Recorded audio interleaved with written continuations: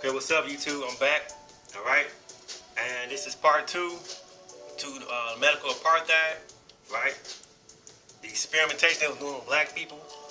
Okay, so now I want to go into this is part two. So now I want to go into this part right here.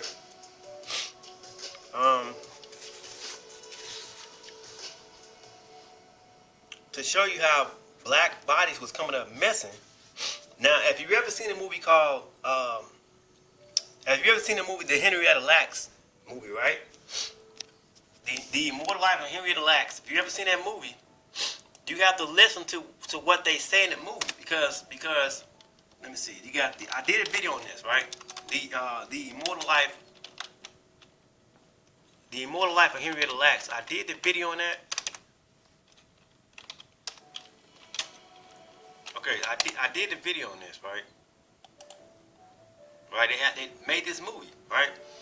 And when they did this movie, Henrietta Lacks' family was saying that at Johns Hopkins Hospital they was taking black people's bodies and black people's bodies coming up missing. So the author of this book was saying, "Oh no, they didn't. They wasn't doing that stuff." Come on, people. When you listen, if you ever watch the movie, she tells you that she's an American Jew. You can't trust these white folks. There's only so much stuff they're going to give you. So, right here in chapter 5, the restless dead, right? Now listen to this. This is a quote from Harriet Martineau, Retrospect of Western Travel. He says, in Baltimore, the bodies of colored people exclusively are taken for a dissection because the whites did not like it. Because it says because the whites did not like it and colored people could not resist. Right here. Let me see. Give me 1 second. Where's my So it says that this happened September 11, 1977. Casper Yegan, a 68-year-old retired auto mechanic, vanished. His sister Pearl Smith, with whom he lived, contacted a police officer in Washington D.C. Missing Persons Unit and provided the photograph he requested. He said he would be back. She said, but I didn't hear anything. Smith told the Washington Post. So for more than a month, Smith, Yegan's niece, Minnie Champ, and other family members made relentless inquiries of the police at the 5th District Station House. So this man, Casper Yegan's body came up missing. And they was calling the hospitals. The police had filed a missing persons report in error. They had this man's body in the hospital for damn near a year, and they said they couldn't find him. Whole time they done took this man's body and dissected him. And when it was time to identify the body, they had discarded of his clothes. And when they started going inside his pockets, they found information on his family members. So they knew who this dude was. It's like right here. When police did so, they finally found Yegan's body on a slab in the anatomy laboratory at Howard University Medical School, where he was on the verge of being dissected by students. What students? White people. While his family had searched for him and repeatedly called police, he had lain unconscious in the hospital. When he died on November 3rd, quote, his remains were sent to the medical examiner's office. Through some lottery or something, they decided to award his body to one of the medical schools, and it wound up at Howard, quote, Dr. Linwood Rayford, then the school's assistant medical doctor, told the Washington Post. On January 4th, 1978, police used fingerprints to identify Yegan. Okay? That's just one account. And when it was time for a settlement in court, they made it seem like that the family members was going to get a settlement, but the whole time they played their ass. They tricked their ass. They said, y'all niggas ain't getting shit.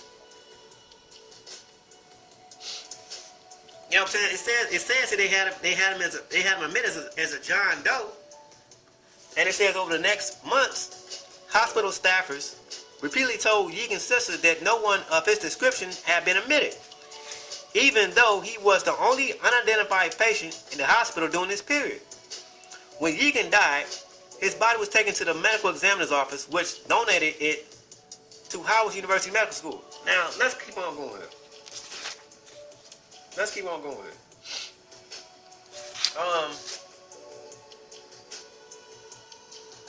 Let's go here. This book is deep, people. It is deep. It is deep. It is deep. It is deep. Let's go here. Let's go here to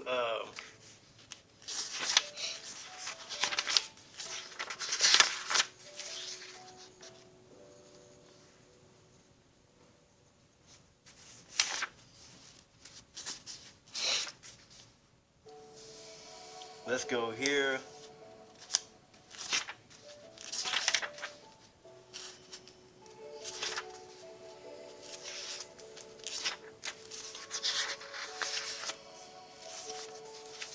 I want to go into right here.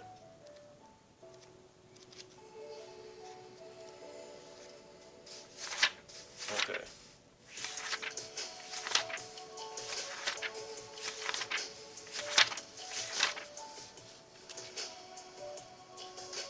So like when we go here to Dr. James Marion Sims, this white man had did 30 experiments on this black woman. Her name was Betsy, without any type of anesthesia. You know what I'm saying? Oh, they did our ancestors bad. They did our black African American ancestors bad. They did our ancestors bad. Oh my God. There's so much shit in this book you want me to put in this book. If I had to rate this book on a scale from 1 to 20, I give this book a damn. I give this book 100. That's how in depth and deep this book is. Let's see it. I want to go here. I want to show you these pictures. Let's go into some of these pictures.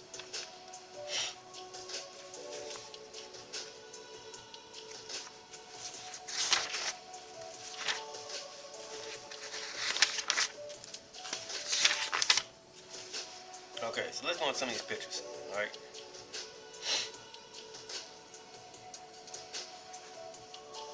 Okay.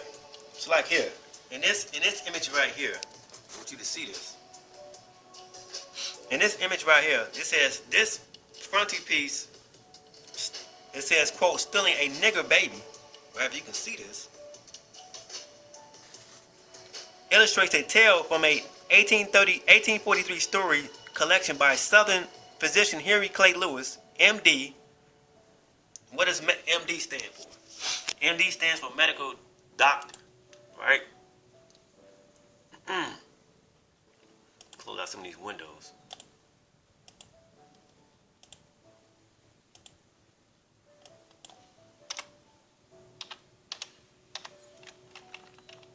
It's a medical. MD stands for medical degree, or a doctrine of medicine.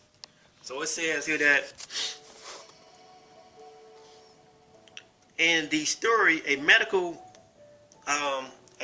student denounces the body of a dead infant that he has stolen from the morgue as, quote, an infernal imp of darkness that embarrasses him when it falls from beneath his coat. Such callous depiction of the bodies of black dissection subjects typify the cadaver story genre of the era. Let's go here. This is James Marion Sims. This man right here. Okay? And they have erected, this marble colossus pays homage to James Marion Sims, medical doctor, whose brilliant achievement carried the fame of American surgery throughout the entire world. And it graces the eastern perimeter of New York Central Park, just across from New York Academy of Medicine. See that? Let's go here. this portrait of Grandin Harrison, quote, they call him the Resurrection Man, charged with stealing black bodies for dissection, probably was drawn from life by a doctor at the Medical College of Georgia. And this is all this stuff is referenced, right? So like here, in this photograph, you got all these white people, one black person, the sellout, the coon ass nigga, right? And it says here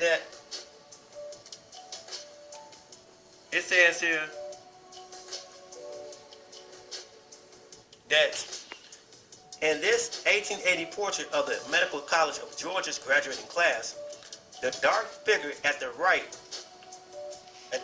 rear, right here, let me turn my light on so you can see this.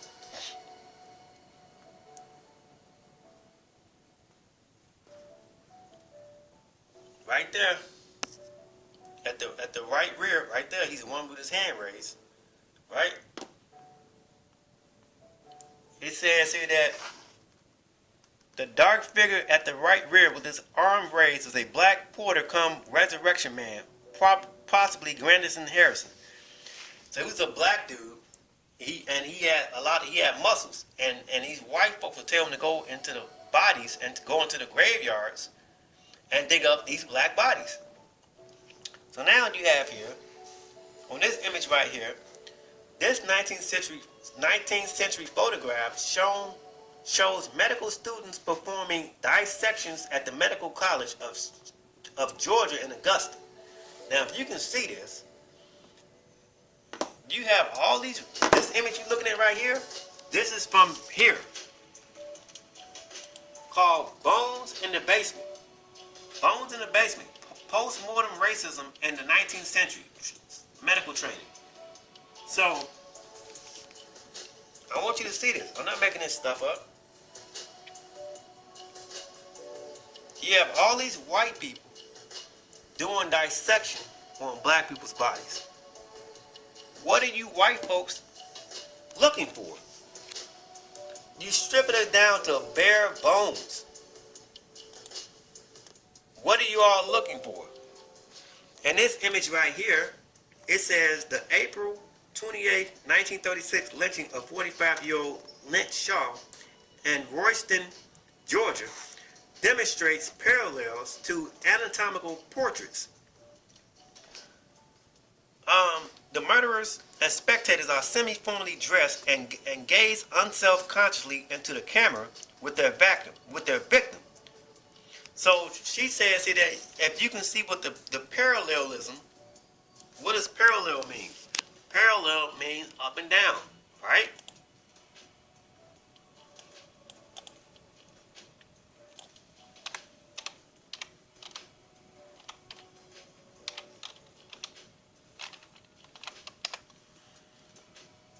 Parallel, side by side or going up and down, right? So if you can see these pictures, it's side by side, stacked on top of each other. You can see the similarities. All these white people, one black person. All these white people doing dissection on black people's bodies. Let's keep on going. Margaret Sanger, right? Planned Parenthood. You have here in 1924, 5 rising luminaries of the Harlem Renaissance posed on the rooftop of 580 St. Nicholas Avenue. It says from left, you have Langston Hughes, Charles S. Johnson, E. Franklin Fraser, Rudolph Fisher, M.D., author of the first African-American novel, mystery novel, and Herbert T. Delaney Fisher, a Columbia-trained radiologist, died of radiation illness. You have here, there's a film that they came out with in 1917 called The Black Stork. This image of a disabled black child introduced a panoply of this genic undesirables. And Dr. Harry Hazelden's film, The Black Stork, right here. Let's keep on going. Now you have here the Tuskegee Airmen experiment, right? A U.S. Public Health Service study shows U.S. Public Health Study subject receives an injection from a PHS physician. So let's go here, okay? This is from the National Archive Records. So what we're looking at right here is this. Not that. Go here to do.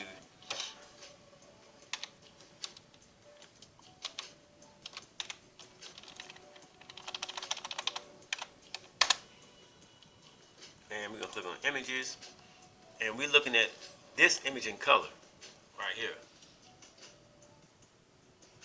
Now she goes into, in this book, she talks about the Nazis, Operation Paperclip. You know what I'm saying? So these men, these white folks had the cure for syphilis. It was penicillin.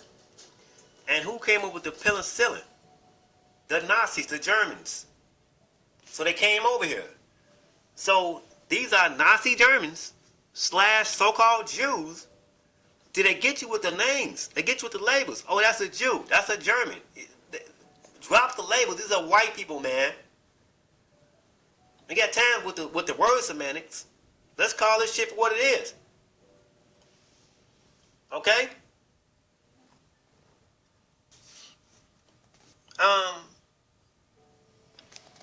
You have here, they're doing the PHS syphilis study subject in the early 1950s. They're doing cardiographic examination. Okay? You have here, they're doing, this is in a Holmesburg prison. They're doing spinal taps on prisoners, black people. You have here, this man right here, I talked about him in part 1. So you can read about that. I mean, you can listen to that. He got away with cost-free murder. Jesse Williams is one of the sources of U.S. prison research survivors who seek legal redress for the chronic diseases, including cancers, skin conditions, and in some cases mental illnesses that they ascribe to their experiences in Holmesburg's prison research programs. You have here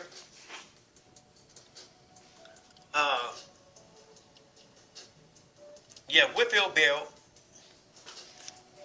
Ellen Ryan, Whitfield Bell, daughter of radiation subject Elmer Allen, comforts her mother, Mrs. Fredina Allen, at their home in Italy, Texas. They were injected. It says that Miss Allen holds a photograph of her deceased husband, who was one of at least 18 Americans surreptitiously injected with plutonium by government scientists. See that? Let's go over here. You have something called Bidell, right? Bidell is a company who subscribes, and I believe they make artificial hearts. Okay? And these people was given artificial hearts, and it was dying. It was dying. It's all in this book, man. It's only so much I can go into. So like here, Calvin Johnson, Jr., to the right, smiles as he leaves Jonesboro, Georgia courtroom in Freeman in June 1999, accompanied by his attorney, Peter Neufeld, a founder of the Innocent Project. Johnson spent 16 years in prison in a work camp for a brutal rape, but he was exonerated by DNA evidence that proved another man committed the crime. Now listen to this. Former Savannah, Georgia legislator Dorothy Pelote became a fierce advocate for black Florida and Georgia residents whose communities were visited by swarms of disease-carrying mosquitoes released by the CIA during the 1950s and 1960s. CIA documents suggest that scientists in its MK Ultra project experimented with such biological exposures in black communities in order to determine whether such releases would be effective against foreign enemies. Let's keep on going. You have here Walter Bassoon, MD to the right, is embraced by his defense counselor, Jap Seeliser, in Pretoria, South Africa. High Court, after being acquitted of all charges against him on April 11, 2002. Bassoon, former head of South Africa's chemical and biological weapons program, listed as faced hundreds of counts of murder in the deaths of poisoned black Africans, as well as numerous conspiracy fraud and drug possession charges, to which his former underlings confessed. Bassoon once said, "I must confirm that the structure of the chemical biological weapons project was based on the U.S. system. That's where we learned the most." Right here. We're going to go down here. Listen to this. Listen to what this white devil said. Listen to this.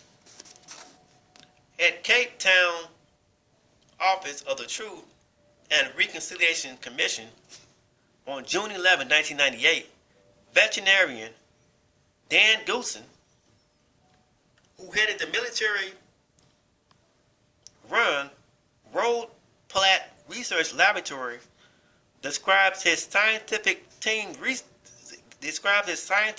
search for a bacterium that would harm only blacks. He says, quote, we were in a war situation, and a weapon is a weapon. The RRL relied upon the expertise of several U.S. citizens. He says we're in a war. See that? Who are you in a war with?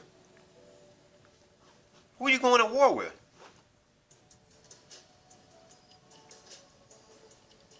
Let's keep on going.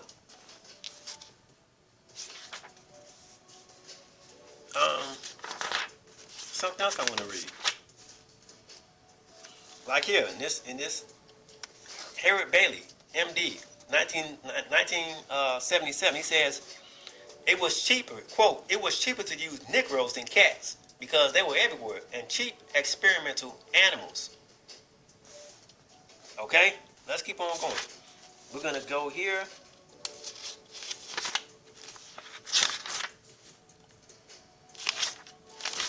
I'm going to go here. Okay, now listen to this, people. Listen to this. Let's see here.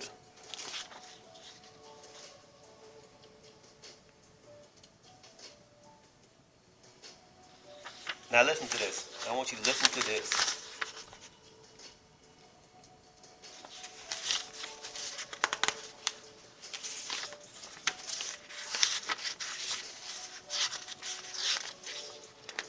Okay, now listen to this. Let's go back here.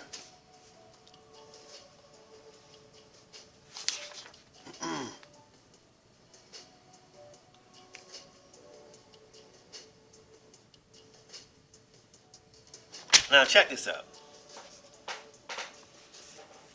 You have people on here saying that the Arab is the one behind doing all this stuff, causing all this stuff, right? He's the Arab, is the Esau, whatever. You know what I'm saying? He's the one controlling all this stuff, or whatever, right? But let's listen to what come out of their own mouths. So this is the Aberrant Wars, page 375. It says, throughout the Cold War, Western newspapers were peppered with sporadic accounts of ethnic and racial bioweapons being developed by South Africa with U.S. assistance. U.S. news media broadly mangled all such reports as, quote, misinformation disseminated by the Soviet Union to embarrass the United States. However, in 1999, a decade after dissolution of the USSR, the British Medical Association warned against ignoring the diverse reports that such weapons were being widely developed. The BMA insisted, quote, weapons could theoretically be developed with which affect particular versions of genes clustered in specific ethnic or family groups. In its January 1999 report, quote, biotechnology, weapons, and humanity added that the pending completion of the gene identification arm of the human genome project would carry the adverse effect of facilitating the production of such weapons. This warning took on new urgency in the wake of the September 11th attacks and after the completion of the HGP project in 2002. However, interested scientists and nations had not waited for these milestones. A 1998 London Sunday Times story alleged that Israel has already used South Africa's research to develop a genetically specific weapon against the Arabs. In 1998, the Pentagon commissioned scientist Pam Dalton from the Monell Chemical Center in Philadelphia to test discussing odors. One question she was trying to answer was whether there were different cultural reactions to bad smells. She tested the odors on 5 ethnic groups, and she said that the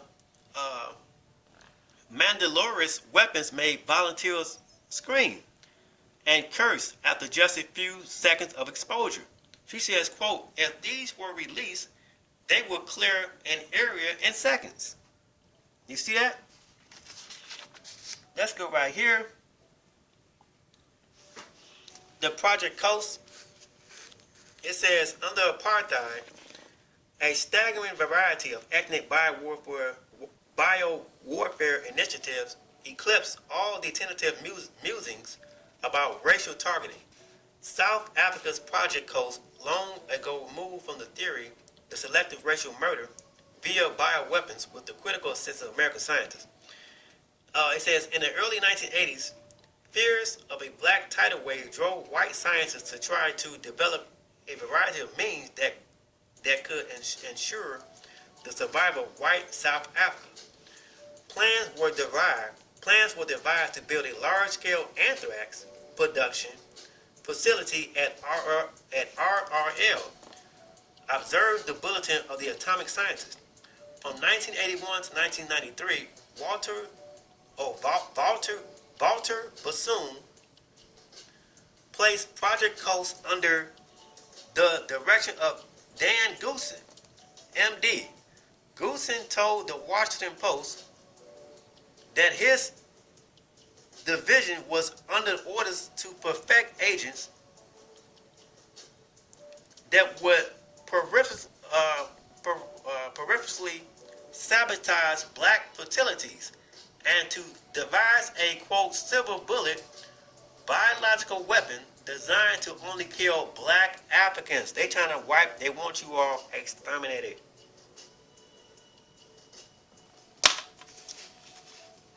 Let's go here to show you how they get away with Scotch-free murder. Now these are Germans. These are Nazi scientists doing this stuff. They've been here, man. They've been here. So, and we know that the Jew is coming from Russia, and the Nazi German is coming from Russia. How can you tell what language they speaking? The Jews say he's speaking Hebrew. But when you hear the Nazis speak their language, and the Jews speak that language, you don't know what they're speaking. You say, oh, the Jew, he's speaking a modified version of Hebrew. But if you notice, every Hebrew word you look up has a meaning to it. And who's writing these definitions out? The white man.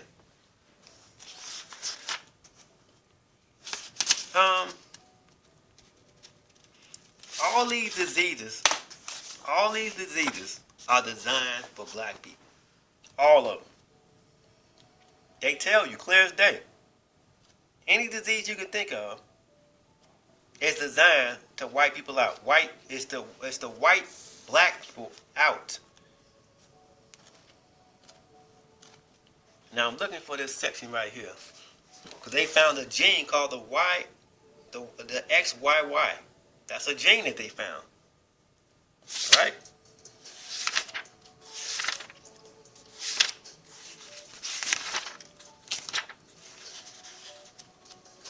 Yeah, something that's called black body radiation,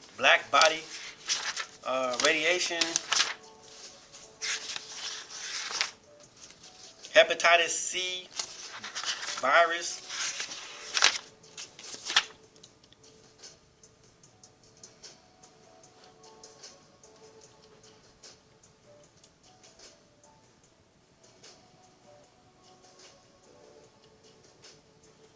One second.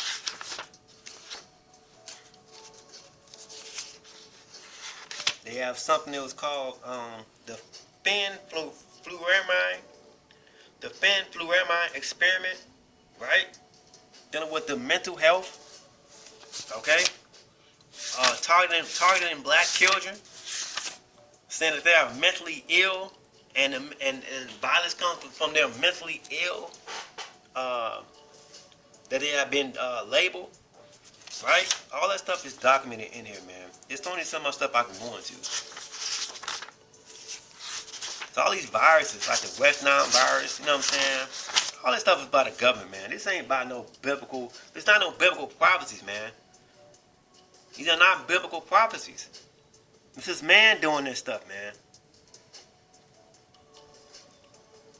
This is man doing this. Now, let me see here. And what man is that? The damn white man. He owns all the planes, all the tanks, all the war tanks, he owns the helicopters, he owns the submarines, you know what I'm saying? The biological weapons, you know. Ain't talking about some Esau and the Arab is doing all that stuff. That's a lie. You got to have money and power. Arab ain't got no goddamn power.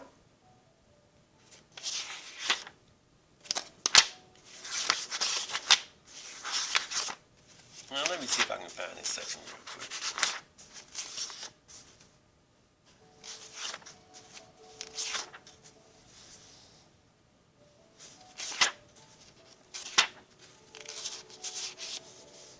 Let's see. I think this is it right here. White weapons.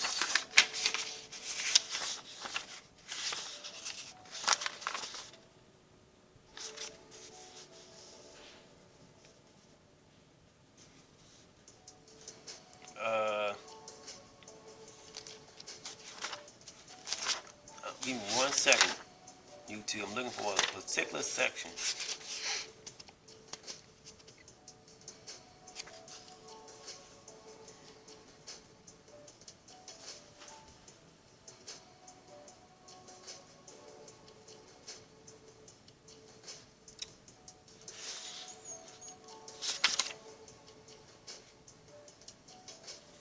So like,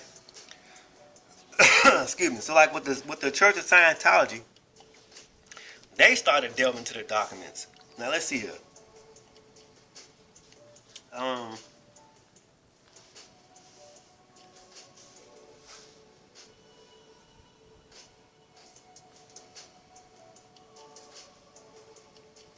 check this out.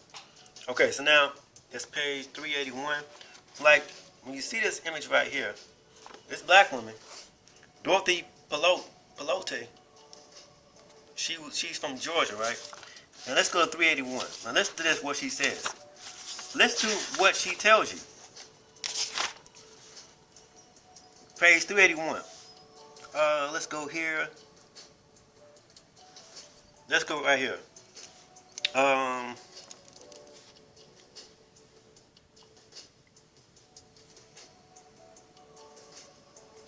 Let's go right here.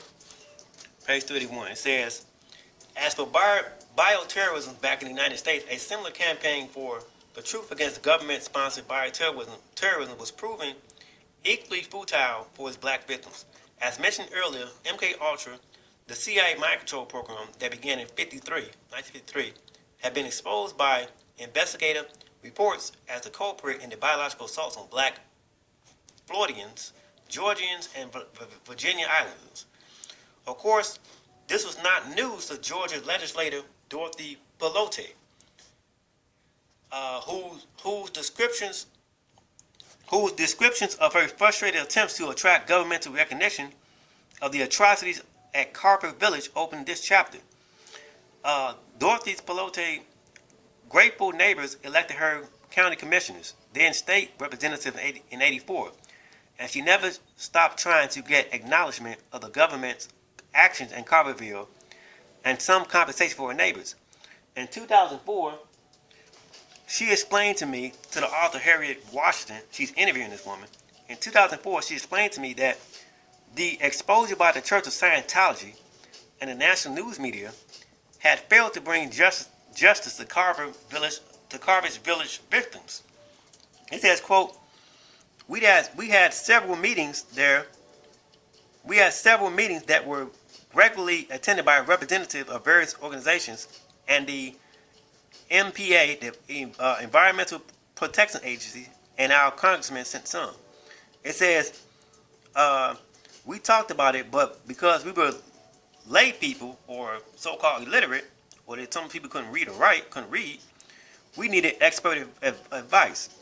And some people we needed to dialogue with did not show. Later, some people from the government approached me saying that they were going to have congressional hearings. But they never did. They never called me back when I called about it. Now, let's see here. Looking for something. 1 second.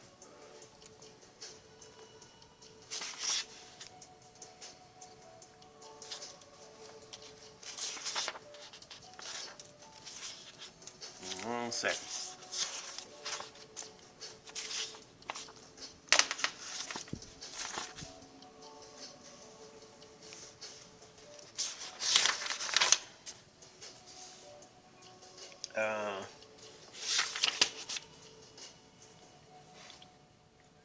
That's Nazis, okay.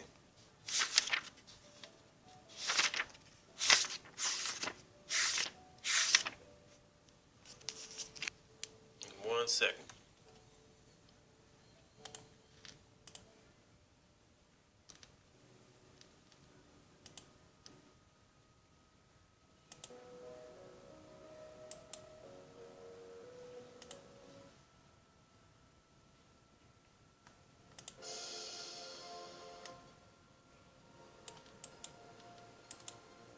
This is some deep stuff. Now, let me see if I can find this part real quick.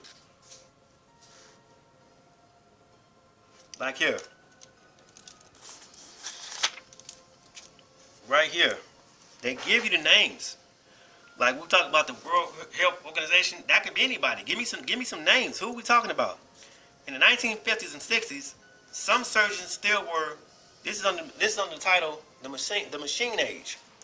Some surgeons still were quite candid about using black bodies bought cheaply for testing for new technologies.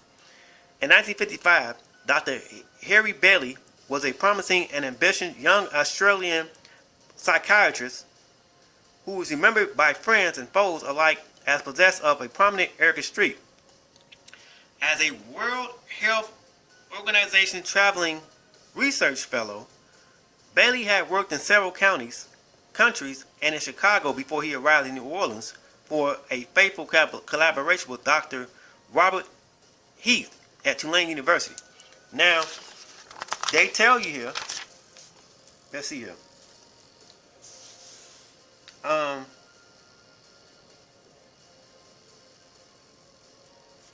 He tells you right here,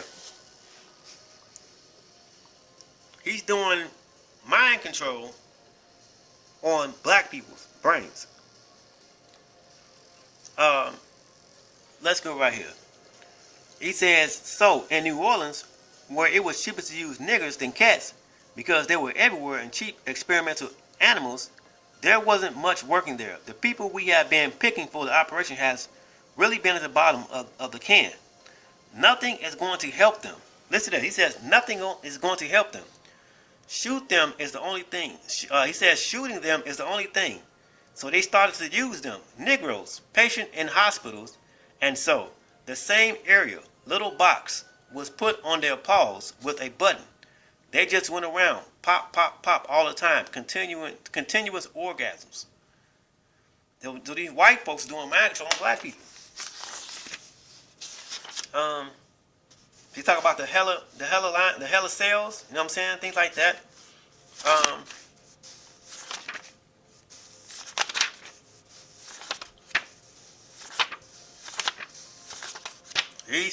These white folks is crazy, man.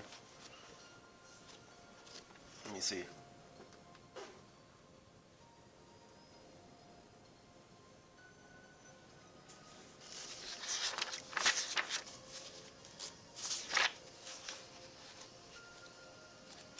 One second.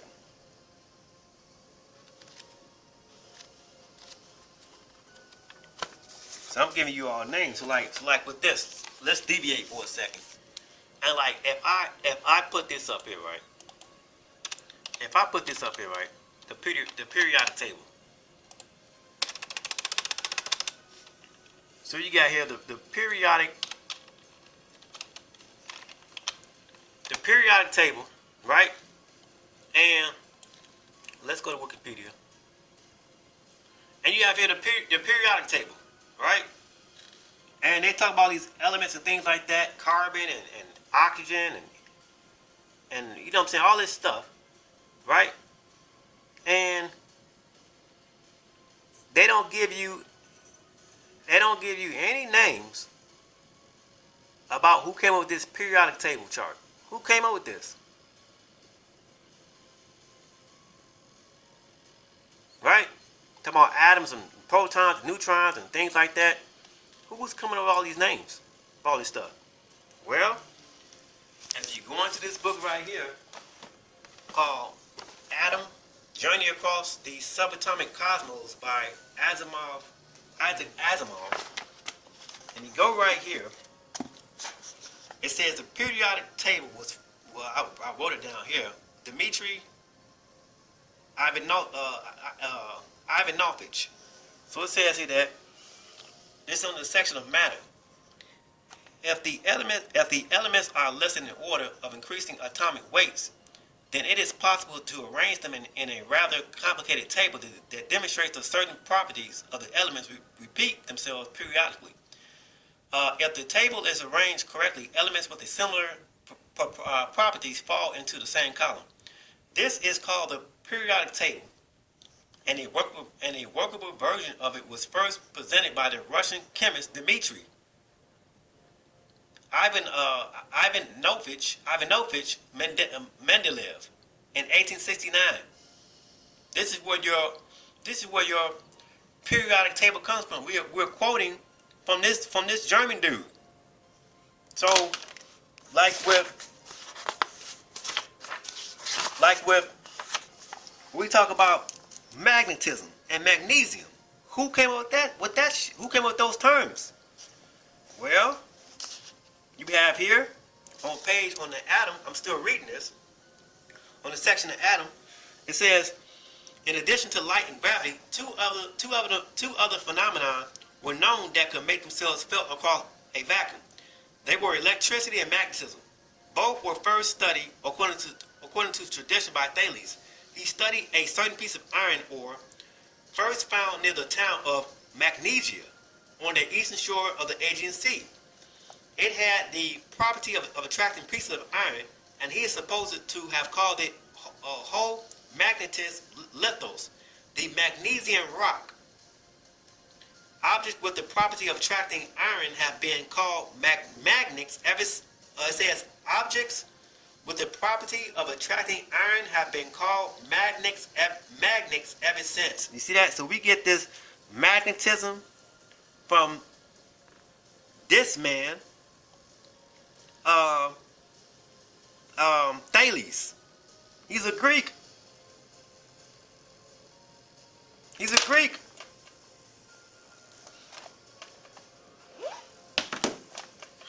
This is sad, man. This is sad. We're gonna go right here.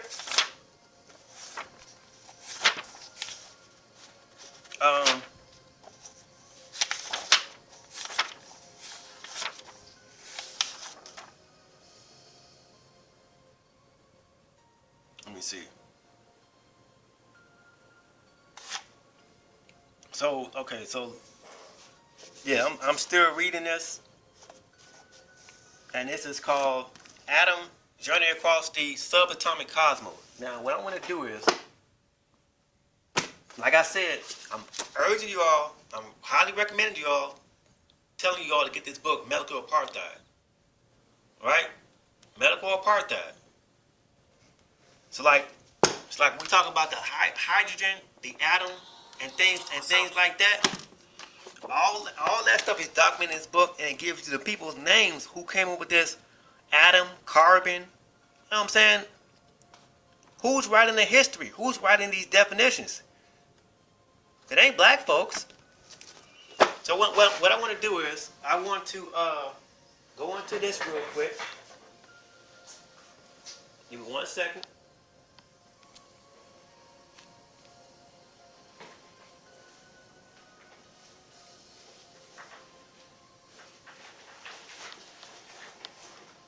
I want to go into this real quick.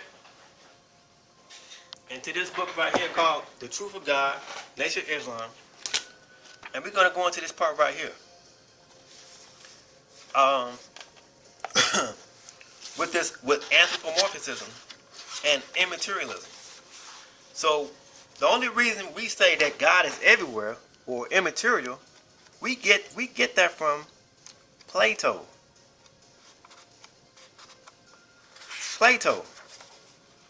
Because all the gods were black people. It's like here, the Greek philosophic origin of divine incorporeality. It says it's on page 35. Hebrew, as well as Greek New Testament spirituality, even divine spirituality, was therefore corporeal, meaning it had physical manifestation. That is to say, it was characterized by a luminous, subtle materiality. It is in Greek philosophic tradition that such ideas as divine incorporeality began. In fact, it is to this tradition that we owe the very concept of immateriality. As R. Renneheim notes in his important study on, quote, on the Greek origin of the concepts of incorporeality and immateriality, he says, few concepts have been more influential, for better or worse, in the history of Western philosophy and theology than those of incorporeal beings and immaterial essence. Their importance for the particular directions, listen to this, their importance for the particular directions which European thought long took pondering such problems as the nature of deity or God, soul, intellect, in short, of ultimate reality, not easily exaggerated. Such concepts are the creation of Greek philosophy. Prior to that, even, quote, spirit was material in Egypt, Greece, and elsewhere. Here's Plato, father of immaterialism. So, I taught in that book from the Iwaspi, and the Iwaspi says that God has no form. But guess what? It says that God is not a man, right? That God is not a man. But that's a lie. God is a man. He's a black man. It says right here, a number of pre-Socrates, i.e. Greek philosophers, before the time of Socrates, laid stepping stones leading to a fully explicit notion of incorporeality and immateriality. The Ionian philosopher of Copenhagen, Xenophon, 570 to 4075 BC, in rejecting the anthropomorphic gods of the Greeks and the surrounding Near East, posited an abstract and non-anthropomorphic deity that would be highly influential to the development of the Christian doctrine of divine transcendence, with its characteristic notion of divine incorporeality and materiality. But for all its abstractions, Zephaniah's deity was still corporeal in a sense. He says, quote, "When all is said and done, it must be recognized that one man was responsible for the creation of an ontology which accumulates in corporeal being as the truest and highest reality. That man was Plato." Renenheim suggests that it was Plato who coined the term incorporeal. In Greek is osmosis. Plato, a corporeal form of the good, however, was not God. It seems to have been his student Aristotle who, understanding the full implication of the term osmotos, first used it of the deity. His unmoved mover.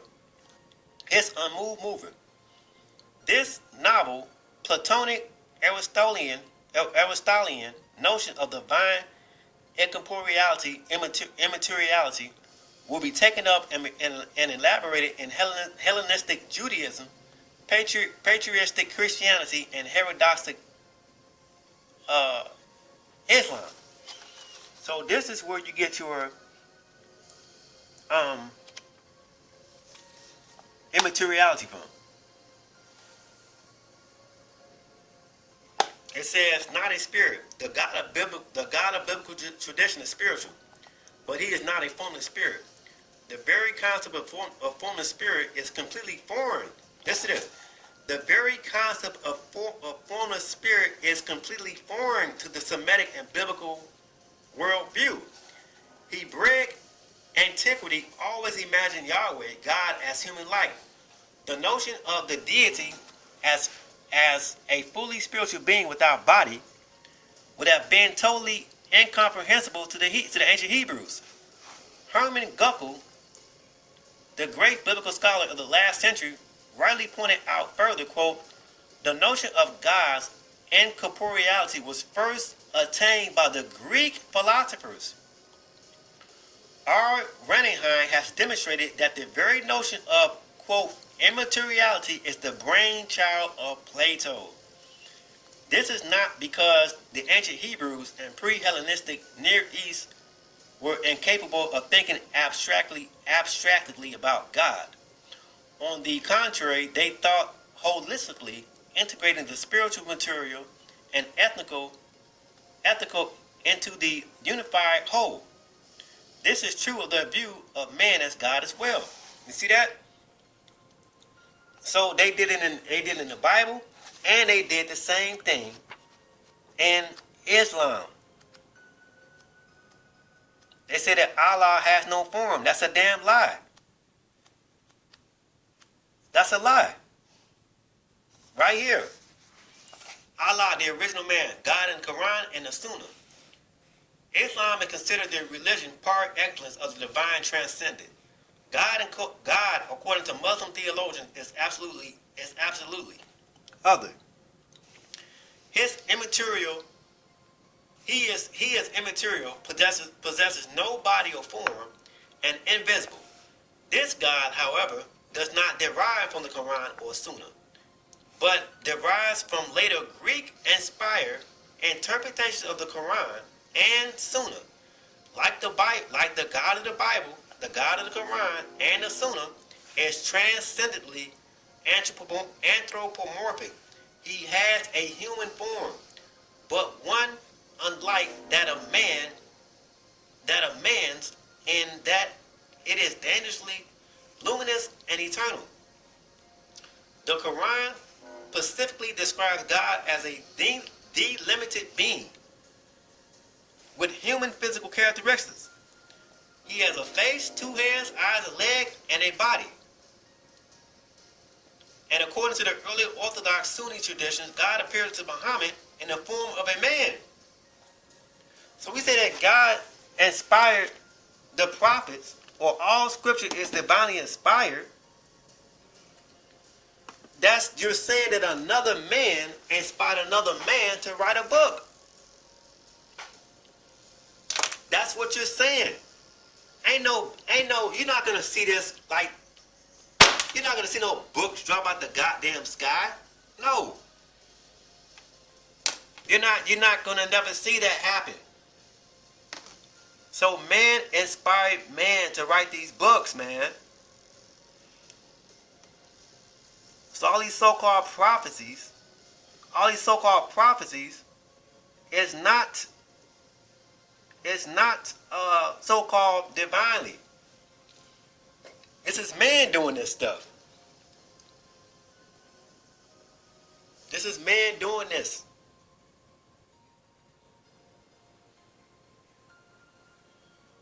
That's facts, man. So I'm constantly telling you, Negro, to get these books.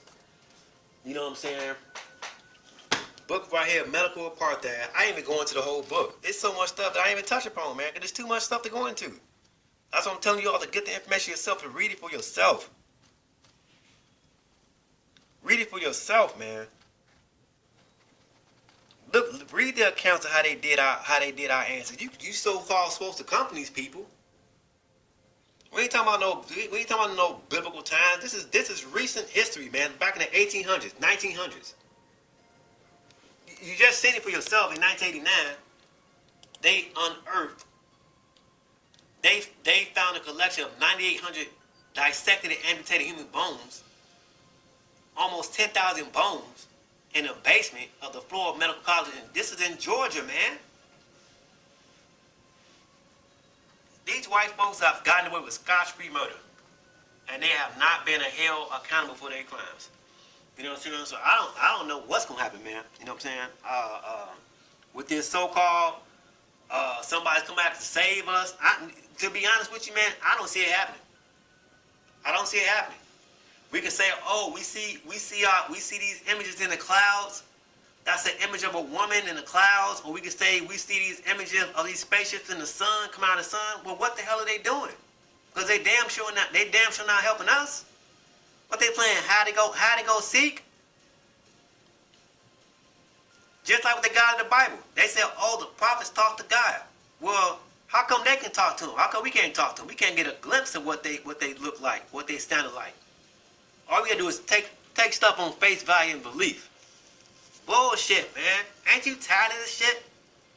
Ain't you tired of waking up every day doing the same goddamn thing like a goddamn robot? You should be tired of this shit. We're not gonna be free until everything in my book, until everything is free. Everybody should be able. Nobody should be homeless. Nobody should be. Nobody should not be without food. Everything should be free. How the hell you put a charge on water? This shit is crazy, man. Where's our help at? Where's the help at? I'm not seeing it. I don't see it. I don't see it. Talk about all this coronavirus. You got Big Judah. Let's see. Let me hurry up and go here. You got Big Judah.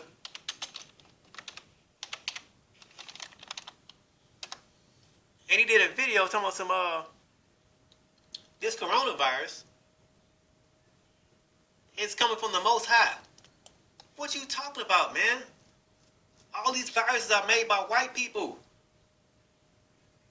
Spraying the chemtrails in the air. They're able to manipulate the weather. You know what I'm saying? Doing experiments on doing all kinds of experiments on black people. They own all the tanks. They own all the submarines. Anything you can think of, these white folks own it. Talking about some of these plays up on the Most High. This ain't from no Most High. This from the white man. He's producing these viruses. You niggas better wake up. With that being said, peace.